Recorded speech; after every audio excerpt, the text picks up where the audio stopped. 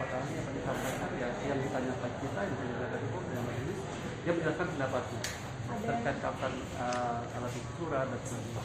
Ada yang beda nggak Pak dengan yang ahli pidana yang Kurang lebih tidak, ada itu berbeda sama yang dijelaskan karena memang penjabaran teori pidana. Untuk agenda besok Pak? Masih saksi aja dari sampai hari Jumat ya. Pak, tapi kalau yang keterangan hari ini berarti nggak ada istilah meringankan terdakwa atau apa? Ya, kan pendapat ya, pendapat. Makasih ya Pak. Saksi ya. Saksi ahli Pak ya? Ya. Besok saksi ahli. Nggak tahu saya, besok masih saksi katanya nggak tahu. Keterangan ahli apa aja yang penting dari disampaikan tentang Ya terkait unsur pasal, ada apa? Terkait ancaman kekerasan atau kekerasan ancaman kekerasan, terkait sahnya alat bukti. Cukup mas. Besok lagi. Profesor Suparji Ahmad untuk memberikan perspektif tentang case pidana asusila seperti ini. Jadi tadi membedah soal masalah status visum secara hukum, persyaratan formil, persyaratan material, kemudian soal kesaksian tunggal daripada korban yang tidak didukung oleh nama-nama yang disebutkan korban, itu bagaimana statusnya, soal pasal 65 perbarengan, konkursus itu ketika salah satu atau dua peristiwa itu tidak terbukti bagaimana. Jadi lebih pada penggalian ilmu hukum pidana untuk memberikan perspektif dan penguatan, termasuk juga kita tanyakan soal posisi keyakinan hakim di dalam sebuah perkara yang harus dilakukan. Apakah murni harus berangkat dari alat-alat bukti persidangan atau keyakinan hakim itu bisa datang dari luar? Artinya kan kadang peradilan opini, tekanan publik, kan itu. Tapi tadi disampaikan oleh saksi ahli bahwa keyakinan hakim itu harus tumbuh dari fakta-fakta persidangan, bukan dari tempat yang lain. Nah ini kan mudah-mudahan bisa menjadi panduan kita bersama kan. Kan ujungnya nanti kan hakim yang memutuskan. Begitu juga saya sempat coba menanyakan karena gregetan juga bagaimana sih caranya mengatasi sebuah rekayasa kasus hukum gitu loh, sehingga hukum kita ini tidak dipenuhi oleh rekayasa. Ada nggak mekanisme? Ternyata beliau kesulitan juga menggambarkan itu. Karena kalau polisinya menyimpang, udah ada polisi. Kalau dokternya menyimpang, ada dokter. Nah, saya tanya, ini kan satu rangkaian. Kalau misalnya satu rangkaian ketidaksempurnaan penyidikan dipaksakan bagaimana? Ya itu tampaknya belum ada instrumennya. Apalagi beberapa saksi yang sebenarnya memenuhi kualifikasi saksi palsu, sesuai dengan keterangan ahli tadi, itu sudah dilindungi oleh lembaga LPSK. Ini kan sudah terstruktur sistematis dan masif cara kerjanya. Jadi memang ada kekuatan yang tidak tampak yang bekerja. Dan ketika kami mencoba mengurai itu, tampaknya menghadapi tembok tebal juga. Karena saksi yang kira-kira bisa memandu ke arah sana, yang membuka kotak Pandora itu kan kemarin sudah tidak dikabulkan untuk dihadirkan gitu. Karena kalau dari situ kita tahu dengan alat bukti yang ada, sepertinya kita akan bisa buka.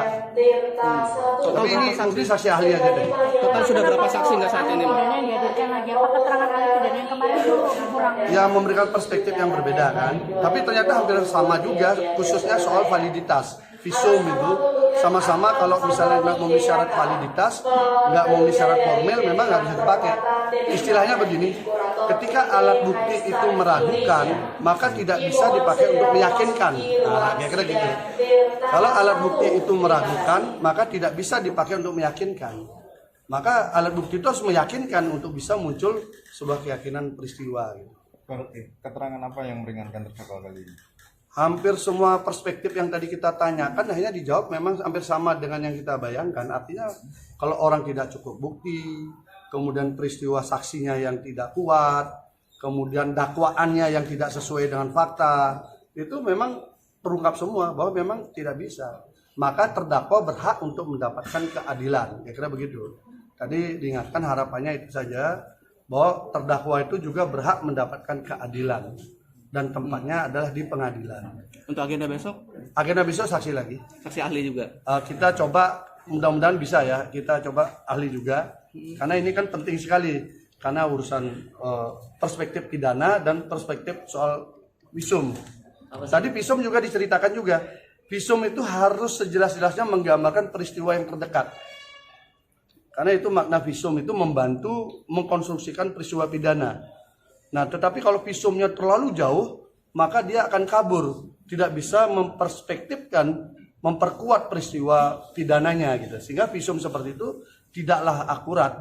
Kalau meragukan, maka memang tidak bisa dipakai. Itu pendapat ahli tadi. Iya, pendapat ahli. Kalau dia meragukan, maka tidak bisa dipakai. Tadi kan yang meragukan ada jumlahnya 3, secara formil suratnya salah.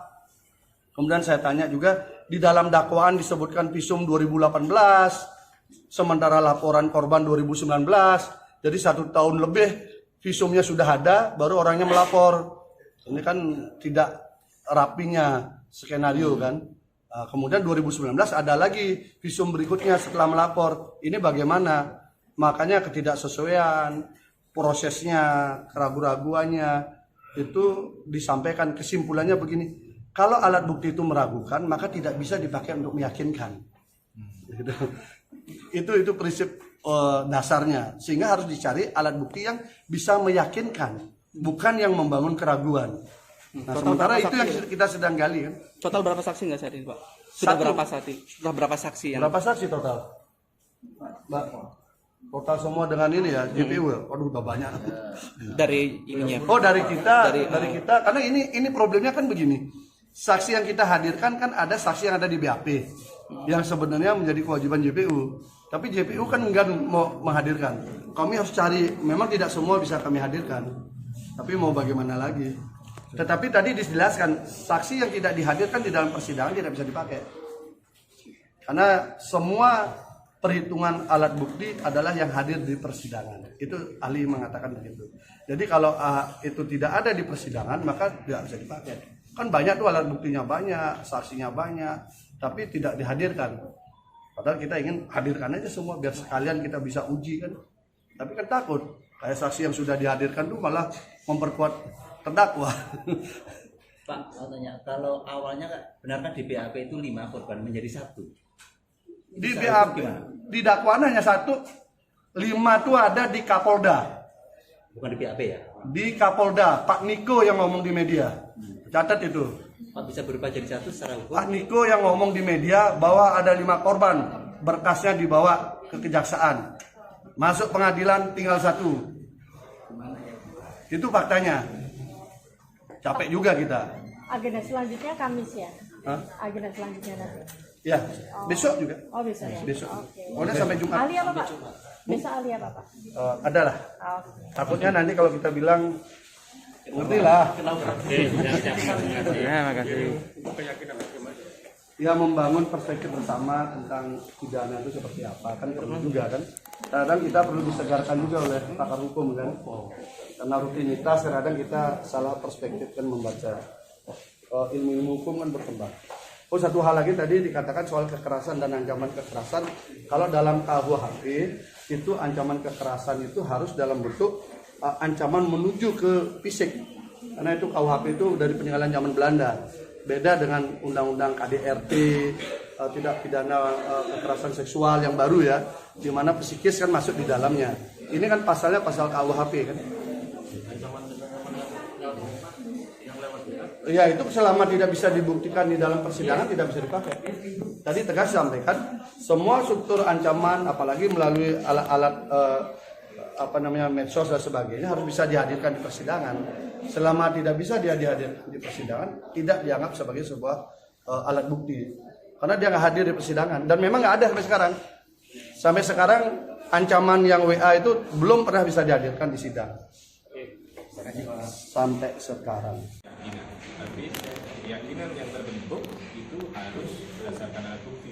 Sebaliknya juga alat bukti yang membentuk itu juga harus melahirkan keyakinan. Keyakinan juga harus berdasarkan alat bukti. Jadi harus saling melengkapi. Yakin berdasarkan alat bukti melahirkan sebuah keyakinan. Keyakinan semata tidak bisa. Alat bukti kalau tidak yakin pun juga berarti kan tidak bisa juga. Ya.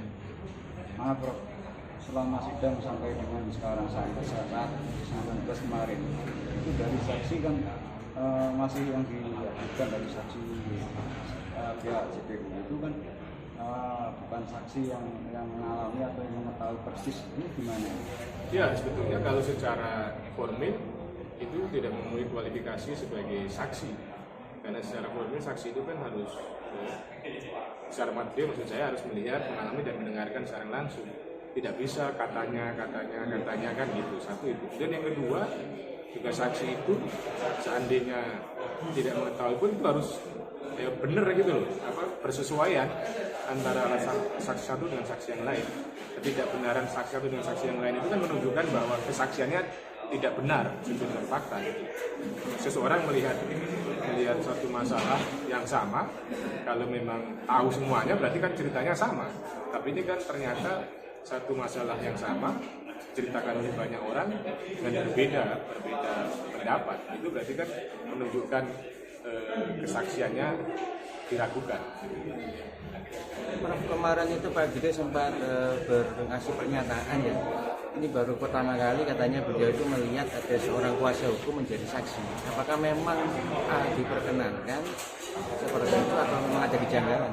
Ya, tadi kan jaksa juga nanya kan apa ada larangan misalnya seorang kuasa hukum menjadi saksi. Ya, secara eksplisit tidak disebutkan seperti itu. Kuasa hukum dilarang jadi saksi, tidak disebut seperti itu. Tetapi kan secara material kan, saksi itu kan harus objektif kan, tidak boleh ada konflik of interest kan.